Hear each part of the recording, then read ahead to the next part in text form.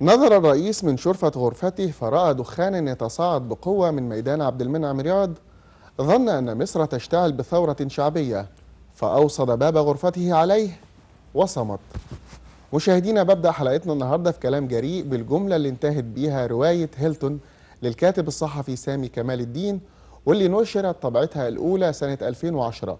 المثير في الدهشة في هذه الرواية مش بس هذه الجملة، لكن كمان الشخصيات اللي جت وذكرت في الرواية، واللي اتشبهت إلى حد بعيد جدا مع الشخصيات اللي كانت في النظام السابق وكانت بتمثل رموز الفساد.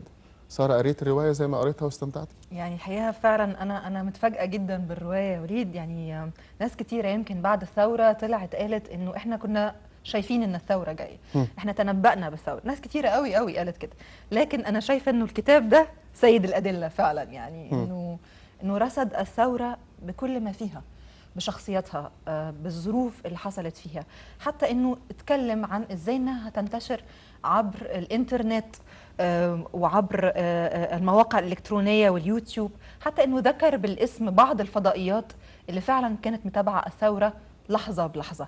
يعني الحقيقه هنقعد النهارده نتناقش اكتر عن كتاب هيلتون اللي صدر عام 2010 ورصد فعلا كل تفصيله دقيقه في هذه الثورة البيضاء. هنعرف أكتر مع ضيفنا اللي بينورنا النهاردة الكاتب سامي كمال الدين. بنرحب بيك على شاشة المصرية. اهلا بيكم. اهلا بيكم استاذ سامي، منورت. مشاهدينا هنطلع فاصل قصير نعرف أكتر عن ضيفنا النهاردة ونرجع نبتدي كلامنا وحلقتنا في كلام جاي.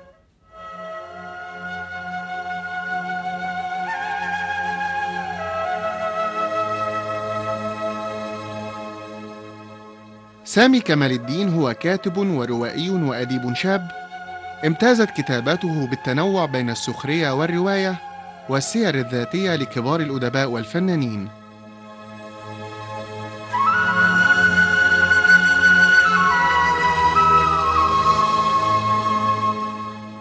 بدأ سامي كمال الدين حياته الصحفية في مجلة نصف الدنيا، ثم عمل بعد ذلك في مجلة الأهرام العربي، وهو الآن مدير لمكتب مجلة الدوحة الثقافية.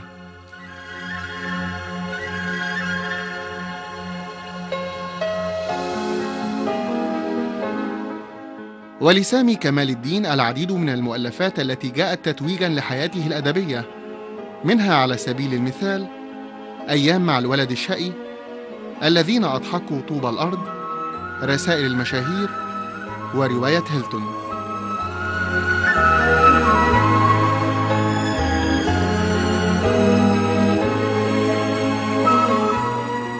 حصل سامي كمال الدين على العديد من الجوائز الأدبية، منها على سبيل المثال الجائزة الأولى من نقابة الصحفيين في عام 2003 عن كتاب الفنانة شادية، كما حصل أيضا على الجائزة الأولى من نقابة الصحفيين في عام 2006 عن حواره مع السيناريست وحيد حامد.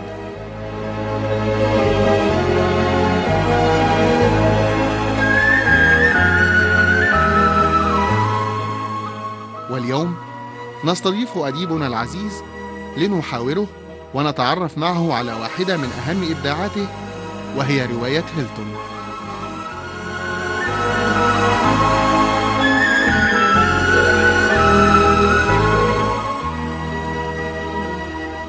مشاهدينا رجعنا لكم مرة تانية علشان نبدأ كلامنا مع ضيفنا اللي منورنا النهاردة أستاذ سامي. عايزة في البداية يعني أتوقف مع وصفك لبداية الثورة، وانت بتحكي عن خروج الناس للشارع وبداية الثورة، وكتبت كده بتقول: وكأن القاهرة كانت على استعداد لمن يناديها: اخرجي يا مصر، آن الأوان، كل شيء كان متحفزا في انتظار من يدفع الباب. يعني واسترسلت في الكلام. يعني أنا عايزة أفهم بس الأول، يعني أنا شخصيا حاصل لي لخبطة، confusion زي ما بيقولوا. إزاي عرفت تجمع الرؤية بالمنظر ده ووصفت في كتاب هيلتون بالدقة دي الثورة؟ انا هقول لحضرتك حاجتين. اولا يعني هو زمن الانبياء انتهى، يعني هي مش نبوءه ولا حاجه، يعني مش عايز اقول كده. الروايه انا بدات اكتبها، الحاجه الثانيه بدات اكتبها في 2008 2009 واتنشرت في يناير 2010. كميه الفساد اللي استشرت في المجتمع المصري، كميه الشخصيات الفاسده اللي في الروايه، كان طبيعي انها تؤدي الى حدوث ثوره. كمان انا ككاتب انا يعني قعدت اكتب مثلا من 2003 ل 2010، وده موجود على الانترنت وموجود في كتب ليا ضد عصر الرئيس السابق مبارك، وضد الفساد اللي هو من احمد عز، من المجموعه بتاعت جمال مبارك. فانا كنت مكبوت، يعني كنت مخنوق، فبحاول اطلع ده على الورق. فانا تخيلت ان في ثوره هتحدث في مصر. الغريب ان انا كتبت يعني في حاجات في الروايه مثلا عن العباره وممدوح اسماعيل وال 1300 مصري اللي ماتوا. الروايه صدرت قبل حكم البراءه ما يصدر لممدوح اسماعيل. انا كتبت انه خد براءه في الروايه، لاني انا متوقع بجوار الاعوان او شله الفاسدين اللي هو بيديروا البلد ان ده هيحدث.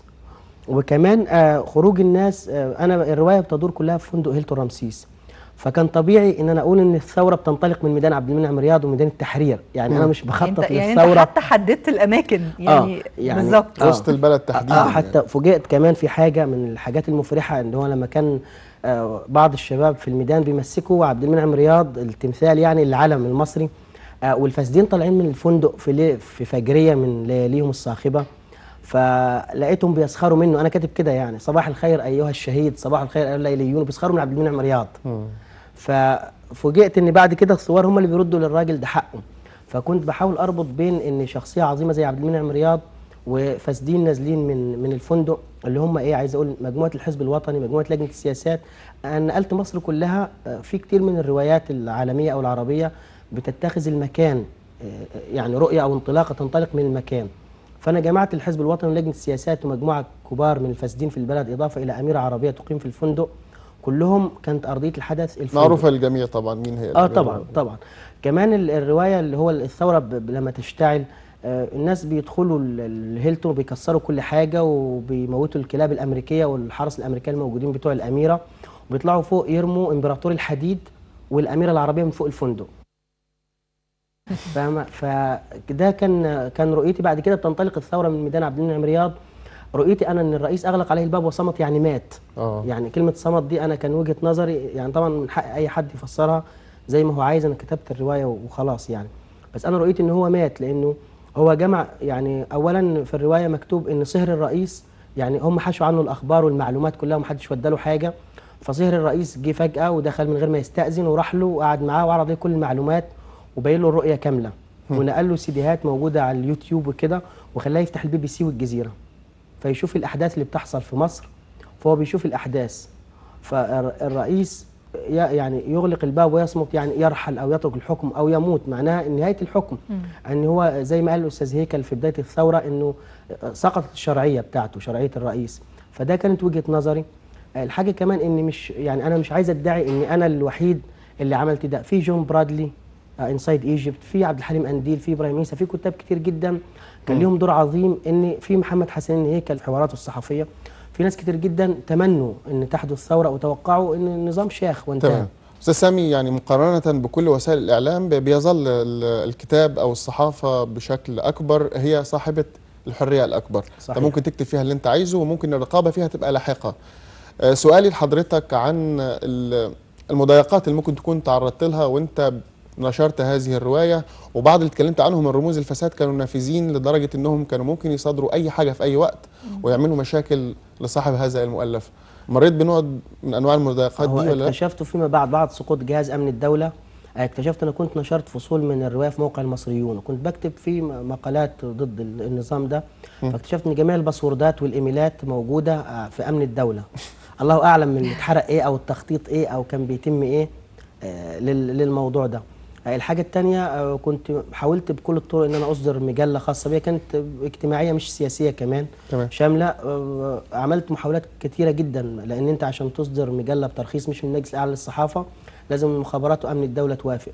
فعملت محاولات عسيره جدا مع جهاز امن الدوله، وكلمت اكتر من شخص في الجهاز. يعني كلمت زمايلي اللي هم مندوبي وزاره الداخليه في الصحف، زمايلنا كلموا لي اكتر من حد، رفضوا يطلعوا لي المجله. يعني قعدت حوالي 6 شهور، وطبعت اول عدد في بيروت ونزلته مصر، فبرضه منعوه. يعني خلوا الرقابه موجودين، اللي هم موجودين دلوقتي في الرقابه هم الاشخاص اللي هم امن الدوله، قالت لهم ما تنزلوش المجله.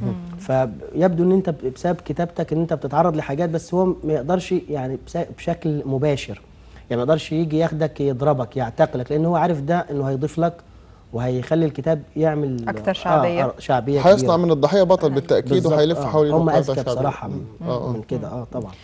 حضرتك ذكرت بعض الشخصيات الحقيقة يعني بوصف تفصيلي. يعني كان في شخصية زكي عبد الوهاب اللي هو ملك الحديد أو إمبراطور الحديد، وإزاي إنه كان بدأ عازف درامز وكان متسلق في السلطة إلى أن وصل على المناصب.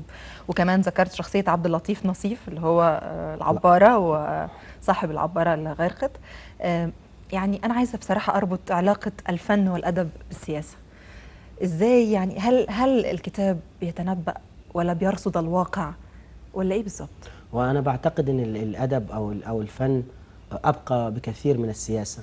يعني انت تقدري تعرفي شكسبير بس ما تقدريش تعرفي مين كان وزير الداخليه ايام شكسبير. هو اعتقد ان العمل الادبي او العمل الثقافي او الفني بيظل مرآة، بيظل الضوء اللي في اخر النفق. بتفضل الفن ده لما تطفأ جميع المصابيح بيفضل هو اللي بيضيء وهو اللي بينير المجتمع. بس للاسف هم حاولوا بكل الطرق ان يبقى المجتمع امي، يعني عنده اميه ثقافيه. حاولوا يحرضوه ضد الكتاب، يعني حاولوا يخلقوا مجتمع استهلاكي كل هدفه جمع المال، الاشياء المبهره المبهرجه اللي هي بتجذبك ولكن هي فارغه من الداخل. فهو حاول النظام، لان هو كان طول الوقت النظام الفاسد في جميع الدول العربيه، اي نظام فاسد لازم يخشى الكتاب والمثقفين ويخشى الفنان الحقيقي اللي عنده وجهه نظر، يعني الفنان المختلف. جميل. استاذ سامي، هنكمل كلامنا الشيق جدا مع حضرتك ولكن بعد الفاصل، فاصل قصير جدا مشاهدينا، ونرجع نكمل معاكم حلقتنا في كلام جريء.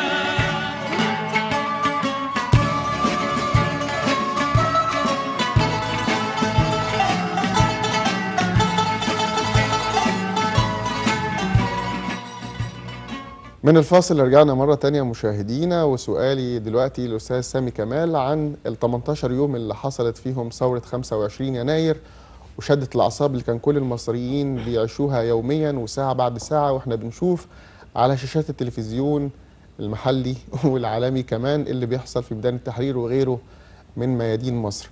سؤالي لسامي كمال، إحساسه وانت شايف كل اللي انت كتبته بيحصل تقريبا بحذافيره بدقة على أرض الواقع، سيناريو. كنت مفاجئ ولا كنت متوقع فلدرجة انت من كتر التوقع ما حسيتش بتفاجؤ؟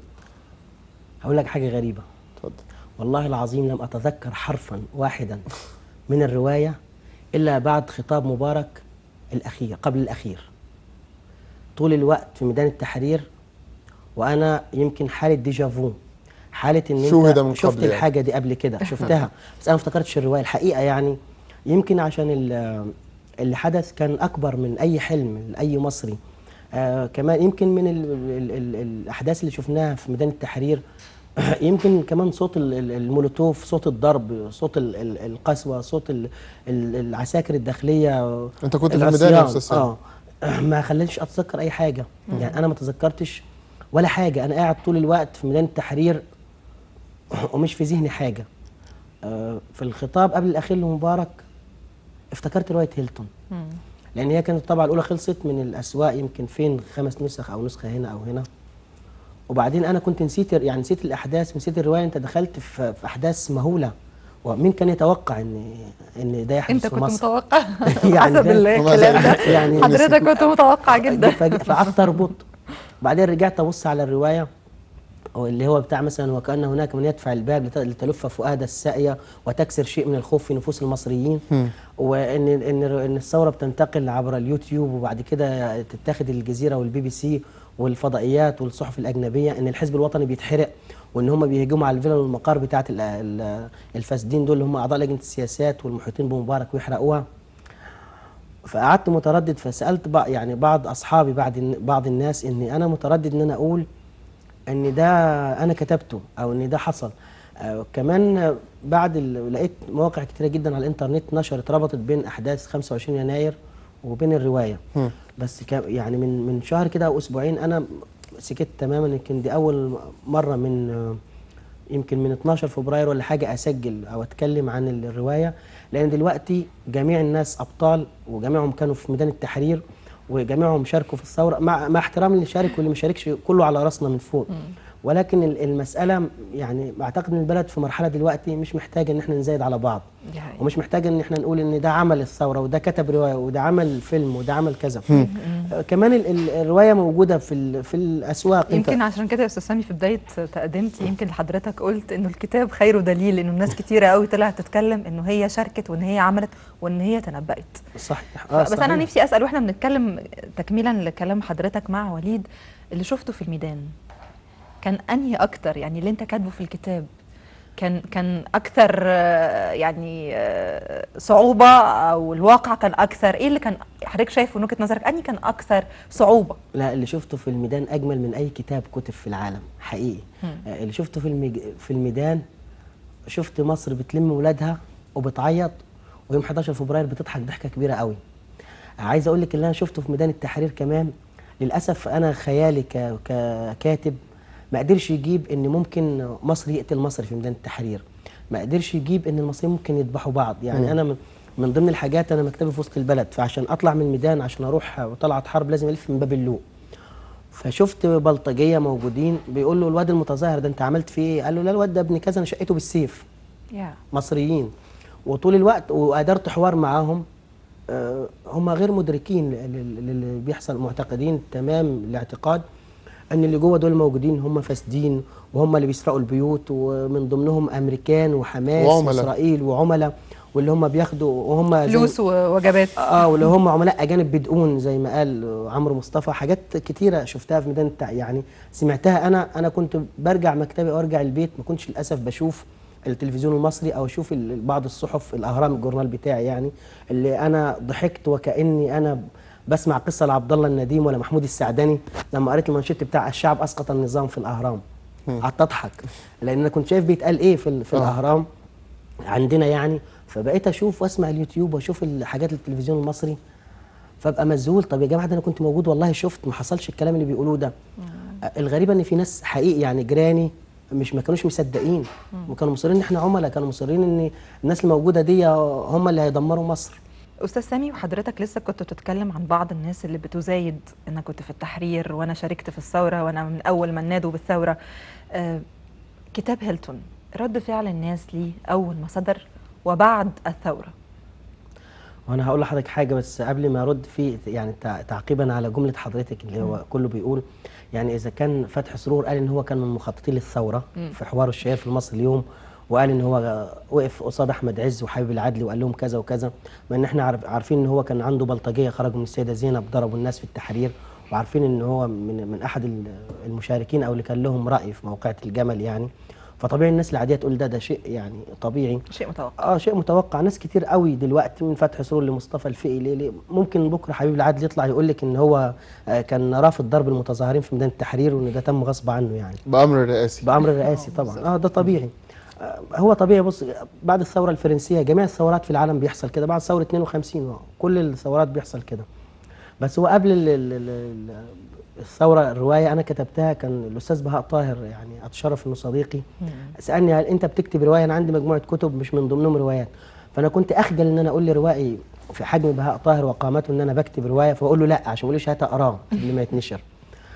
فالروايه لما اتنشرت عملت رد فعل كويس، بس هو مش رد الفعل الواو يعني، بس رد فعل عادي. اثناء الثوره يعني بعد 11 فبراير، يعني انا من وجهه نظري ان ميدان التحرير هو من 25 يناير لحد 4 فبراير مثلا، بكتير 5 فبراير، وبعد كده بقى هايد بارك. يعني فاهم ده فبعد كده بعد 7 او 8 او 10 فبراير ابتدت لما رجع الانترنت وبدات الناس تلتفت له وتقول الله كان في روايه. يعني انا زولت اني لقيت مدرسه في قطر اسمها مدرسه الدوحه الثانويه بنين، واخده فصل من الروايه وكاتبه عنها وعن ثوره 25 يناير، وانا بعمل سيرش عن حاجه الخاصه بيا. ففوجئت يعني مدرسه ثانوي انت وفي ترجع دوله لهم ثانيه بالتعويض يا استاذ بتعمل. سامي وتطالب بحقوقك الملكيه الفكريه. لا يعني ففرحت بصراحه حاجه يعني. جميله. طبعا. فاعتقد الروايه عملت صدى كبير رائع. جدا بعد الثوره. طبعا اسعدني يعني واللي اسعدني اكتر ان مش مساله ان انت كاتب روايه، ان احنا حققنا اللي احنا عايزينه كشعب مصري يعني. لا، وصحف كتيره كتبت عن حضرتك وعن الروايه. الحقيقه انا قريت في الصحف عن روايه هيلتون كتير. أنا من ضمن ده في ناس يعني في ناس اصدقائي كلموني وناس ما اعرفهمش، يعني اتشرفت بمعرفتهم، كلموني ان انا انضم معاهم لحزب او لجبهه او لمجموعه. فقلت لهم يا جماعه انا مقدر ده كله، ده شيء عظيم، بس انا كل اللي كنت عايزه ان مصر دي تبقى مبسوطه تبتسم وبس. بعد 11 فبراير انا انسحبت تماما. اصريت ان انا لن اكتب حرفا عن مبارك وعن عهده وعن نظامه ولا كلمه عن مبارك، لان انا مش مؤمن ان ينفع يتكتب على حد بعد ما اتحط رخامه على قبره. خلاص انتهى الموضوع بالنسبه لي، وكان هدف ان حسني مبارك يسقط وهو حدث. فقررت ان انا مش هكتب اي حاجه تخص العصر السابق ده، ولذلك لن انتمي الى اي حزب ولا لاي جبهه. طبعا ده شيء عظيم انهم يعملوا، ده شيء مشرف وشيء عظيم، بس انا على المستوى الشخصي كسامي يعني انا يعني مش عايز ده. عندي كتب، عندي حياتي، عندي قراءاتي، عندي حاجات تانية كتير تمام. اعملها في ضوء مصر الجديده. طب استاذ سامي، واضح انه اتجاهات حضرتك في الكتابه بتتنوع ما بين الادب السياسي والادب الساخر. نفتكر من اعمال حضرتك الذين اضحكوا طوب الارض، ونفتكر كمان رسائل المشاهير، وكتاب صدر مؤخرا بعنوان ليلة سقوط الرئيس. نعم. ده بيتناقض مع كلام حضرتك عن عدم الكتابة عن مبارك بعد سقوطه. لا مش بيتناقض، هقول لك ليه. الكتاب ده انا قلت لحضرتك ان انا كتبت من 2003 ل 18/3/2010 مقالات ضد عصر مبارك. الكتاب ده طلعت المقالات دي في جزئين. تمام. الجزء الاول اسمه موبايل زكي رستم، هو مقالات ساخرة عن عصر مبارك، والجزء الثاني هو ليلة سقوط الرئيس. تمام. اللي في الكتاب ده مقالات قبل، يعني اخر مقال فيها في 18/3/2010، ولكن في زياده عن كده. اخر 8 ساعات لمبارك في قصر الاتحاديه، في بعض المعلومات اللي عن مبارك وعن جمال وعن علاء، وايه اللي تم في القصر بالظبط، ايه السياسه اللي انتهجت، هل كان هناك انقلاب ناعم في الحكم زي ما قيل. تلاقي في الكتاب امتى اغمى على مبارك، امتى شرب قهوه، هي كل المعلومات اللي احنا عمر سمعناها عن سليمان، مبارك بعد التنحي دي معلومات موثقه وحقيقيه؟ خناقه علاء أنا وجمال أصلاً وغيبوبه الرئيس وغيرها لا، من هو الأخبار؟ ما اتخانقش علاء وجمال. انا يعني حد علمي ممكن يكونوا اللي كتبوا عندهم رؤيه اصدق مني طبعا، بس انا على مستوى معلوماتي اللي عندي هم ما اتخانقوش علاء وجمال مع بعض. بس هو موجود في الكتاب انه مبارك كان فقط يلعب دور المشاهد، وكانت سوزان مبارك وجمال هم اللي بيديروا، انس الفقي هم اللي بيديروا الحلبه كلها، حلبه الصراع كلها. عندي انا كميه معلومات كبيره جدا، بدات من اول ما الرئيس طلع من بيته يوم 26 يناير وما رجعش تاني، ما رجعش البيت بتاعه. قعد في قصر الاتحاديه طول الوقت ده، والنقاشات تمت ازاي والرؤيه تمت ازاي، ورد الفعل بعد النص ساعه اللي كلموا فيها باراك اوباما كان رد فعل مبارك ايه الاوراق اللي هو كان حريص انها تبقى متواجده وياخدها معاه، ايه الحاجات اللي هم كانوا بيخططوا لها، يعني طريقه التصرف كانت بتتم ازاي. تمام. فهتلاقي معلومات يمكن استطيع ان انا ادعي انها جديده بالنسبه للقارئ، خصوصا ان انا ما حرصتش ان انا انشر المعلومات دي في صحف، لا طلعتها في الكتاب على طول. فلذلك ده بعد وقبل يعني الكتاب، لكن عن عصر مبارك المساله انتهت بالنسبه لي ان انا هاجمه تاني بصراحه. يعني بعد ما انتهت المرحله دي وانتهت الكتابات عنها، اعتقد انه شكل الكتابه هيتغير الايام اللي جايه. يمكن كنا بنتكلم في الكتابات اللي فاتت عن الرئيس وعصر الرئيس السابق ورموز الفساد اللي انتهى. شكل يعني وحضرتك معانا وهنستغل وجود حضرتك معانا، يمكن حضرتك ذكرت انه عصر الانبياء ولا طبعا. لكن يعني بالمنظر اللي احنا شايفينه، واحنا هنستغل وجود حضرتك ونعرف الدفاتر المخبأة عندك الوقت اللي جاي هتكتب عن ايه؟ والله انا كان عندي ان انا اكتب عن حاجات جميله، حاجات عظيمه، بس للاسف مرحله المخاض اللي بتمر بيها مصر دلوقتي من اسوأ المراحل. اعتقد ان الجيش لعب دور مهم، بس ما زال امامه الكثير يعني ليلعبه. في حاجات كتيره في الاعلان الدستوري زي نسبه العمال والفلاحين، يعني المفروض الحاجات دي تنتهي. غريبه سيطره السلفيين على مصر. كل واحد حر على فكره. الدين الاسلامي عظيم طبعا. ولا يجد، ولا ليس هناك ما يسمى، كان جلال الامين كاتب مقال مهم، ليس هناك ما يسمى تجديد الاسلام ولكن تجديد تفسير الدين. ولكن للاسف الرؤيه التي يرى بها السلفيين الدين الاسلامي رؤيه قديمه جدا ومغرقه وتسيء الى الاسلام. زي ما حضرتك ذكرت، هو حريه طبعا، كل واحد بيرى الامور من منظوره الشخصي يعني. صحيح كان صحيح، السلفيين ولكن أو ليس من إخوان حق المسلمين. احد انه مش من حقك ينفرد انت تحكم بالحديث عن عليا الإسلام. ان انا اعمل كذا او ان انت تقطع لي ودني او ان يعني حتى في السعوديه ما بيتمش الكلام ده بالشكل ده. الحاجه الثانيه، احنا دوله مدنيه. الماده الثانيه للاسف يعني اللي خدعوا الناس وخلوهم يقولوا نعم، الماده الثانيه ما بتقولش ان الدين الاسلامي او التشريع الاسلامي هو المصدر الاساسي في البلد. قالت المصدر الرئيسي، ورئيسي يعني معناها ان في فرعي مصادر وفي مصادر أخرى. ثانيه كمان. تأكيد. الماده دي مهمه جدا للاقباط، لان الديانه المسيحيه ما فيهاش ميراث، اللي هو التقسيم والميراث ده موجود، هم بيتم ده في مصر تبع الشريعه الاسلاميه. لا اعتقد ان هناك احد يرفض ان يتعايش المجتمع المصري. مصر العظيمه طول عمرها مصر الفراعنه اللي هم راسمين السيدات الجميلات بشعرهم على الجداريات الفرعونيه. مصر الجميله اللي قدمت ده ما ينفعش تبقى بالشكل ده. للاسف انه حتى الحضاره الفرعونيه لم تخلص من السب والقصف. في مصر إن شاء الله لن تختزل في فئة قليلة وفئة تقود المجتمع بشكل أعمى. أتمنى حقيقي الله. ده اللي هنشوفه في كتابات حضرتك الوقت اللي جاي إن شاء الله. نورتنا يا أستاذ سامي. لا أنا سعيد جدا باللقاء الجميل ده وشكرا ليكم. أستاذ سامي كنت معانا النهارده فعلا وانبسطنا بيك جدا وبروايتك، وهنشوف الجديد عندك الوقت اللي جاي. كان بينورنا النهارده الكاتب الصحفي سامي كمال الدين. شكرا ليك يا فندم. شكرا، ميرسي. مشاهدينا أتمنى تكونوا استمتعتم بحلقتنا، ونشوفكم في حلقة جديدة وكلام جريء. يا حلوة يا بلدنا يا نيل سلسبيل، بحبك انتي رفعنا راسنا لفوق، لو الزمن ليل ما يرهبنا ليه.